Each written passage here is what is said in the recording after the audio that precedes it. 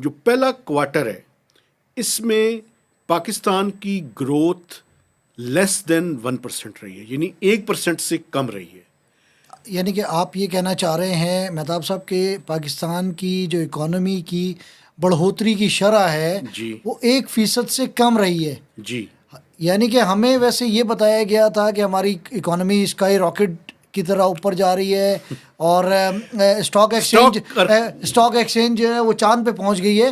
آپ ہمیں یہ بتا رہے ہیں کہ پاکستان کی اکانومی کی جو شرح ہے بڑھنے کی شرح وہ 1% سے بھی کم رہی پہلے کوارٹر میں۔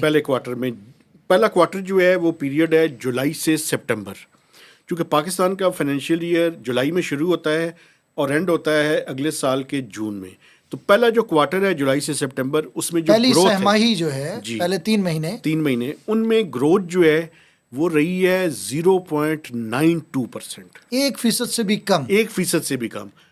اور اس کے اندر یہ ٹریک پہ آ گئی ہے واپس اکانومی۔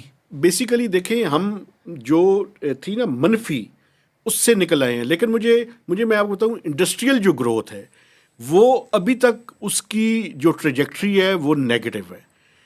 جو ایگریکلچر ہے وہ پازیٹیو ہوا ہے اور جو سروسز ہے وہ بھی پازیٹیو ہے۔